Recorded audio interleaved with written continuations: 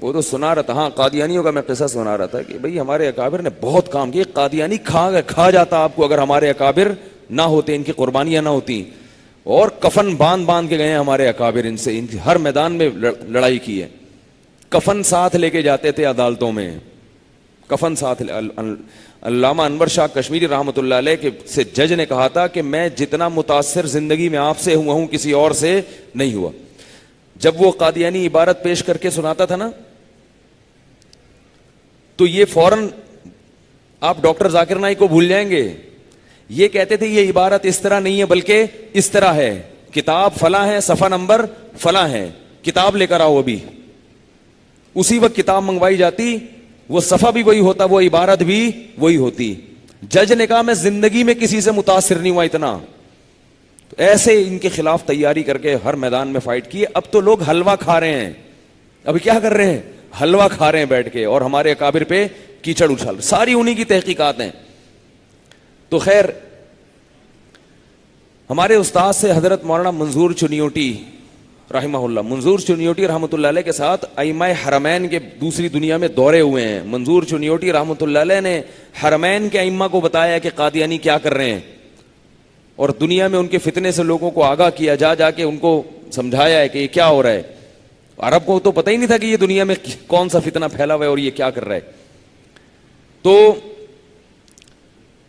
حضرت مولانا منظور چنیوٹی رحمۃ اللہ علیہ کے پاس گئے اور انہوں نے سیکھا مناظرے کا علم ان سے قادیانیوں کے خلاف.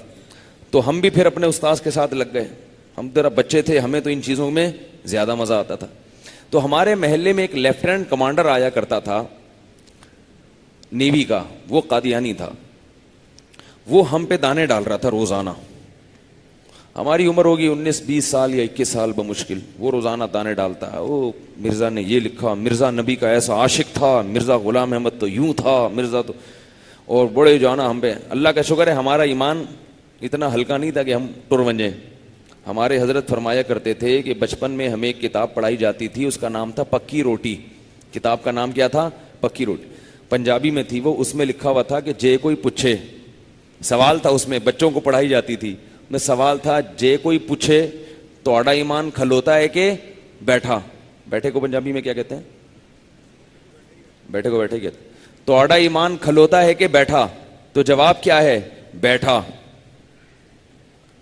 اس لیے کہ کہیں ٹر نہ بن جائے. اگر کھلوتا ہوا تو کہیں ٹر نہ بن جائے. تو ایمان کیسا ہونا چاہیے؟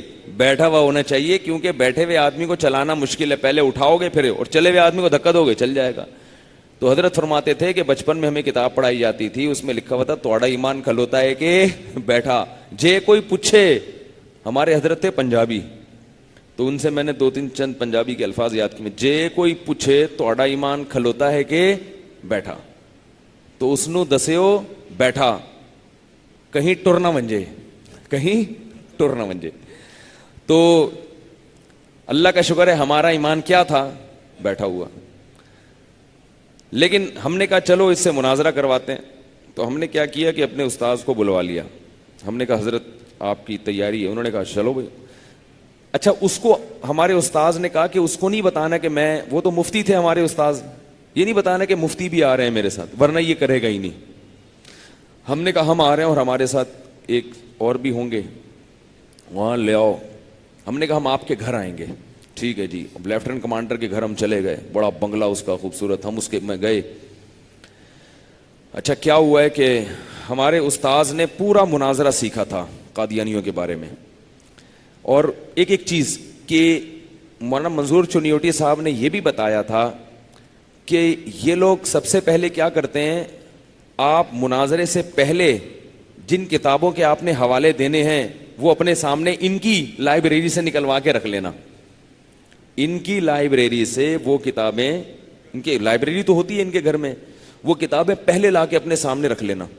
ورنہ موقع پہ جب آپ نے حوالے پیش کیے نا, یہ کتاب پیش نہیں کرے گا, یہ کہے گا وہ تو مل نہیں رہی, وہ تو یہاں ہے نہیں, وہ تو ہے ہی نہیں, وہ تو چھپنا بند ہو گئی, وہ تو ہے ہی نہیں, اس طرح کی بات.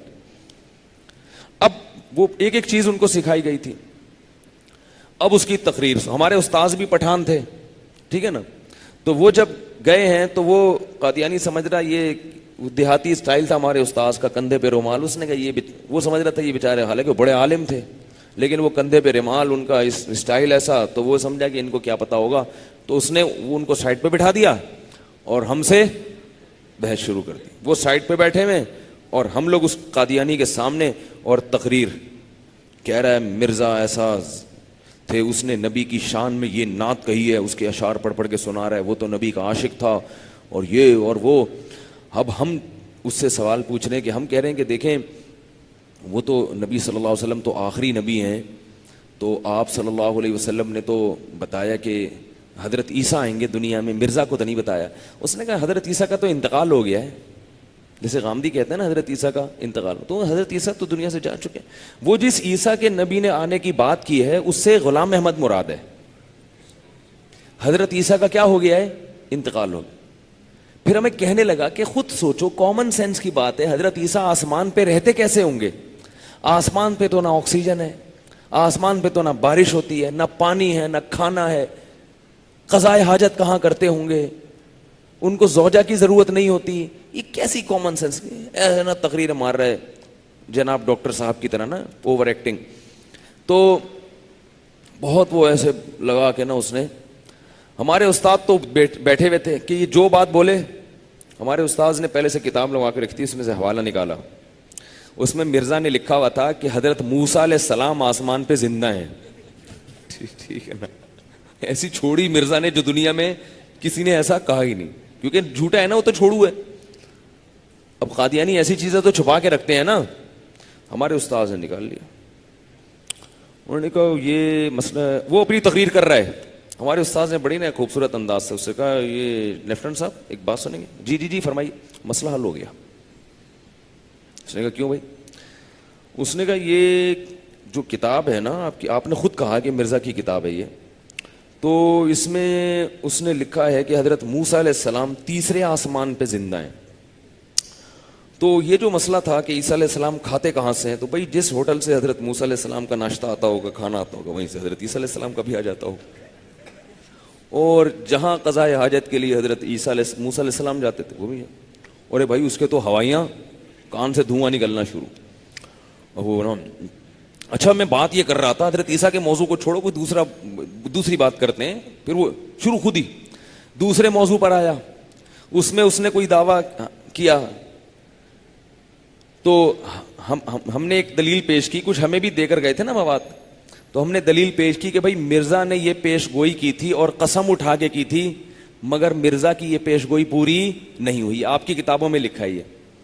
تو اس نے کہا کہ دیکھیں اصل میں مرزا صاحب نے قسم اٹھا کے یہ پیش گوئی جو کی تھی, تو مرزا کا مطلب یہ نہیں تھا پیش گوئی سے, الفاظ تو ایسے ہی ہیں لیکن اس کی تعویل ہے, اس کا مفہوم کیا تھا وہ یہ نہیں تھا, مفہوم کچھ اور تھا. تو ہم نے کہا قسم اٹھا کے ایک بات وہ کہہ رہا ہے اتنے جزم کے ساتھ کہ فلاں تاریخ میں یہ لازمی ہوگا اور فلاں تاریخ میں یہ کام, پوری دنیا کہہ رہی ہے, آپ بھی کہہ رہے ہو نہیں ہوا, تو اس کا دوسرا مطلب کیا؟ اتنا گھوم پھرا کے دوسرا مطلب نکالا نا اس نے. ہم نے کہا یہ دوسرا مطلب کہاں سے؟ کہہ رہے نہیں اصل میں. ہم نے کہا بھائی قسم اٹھا کے کہہ رہا ہے وہ, تو انہوں نے کہا قسم اٹھا کے بھی بولے بھائی, مقصد اس کا یہ تھا.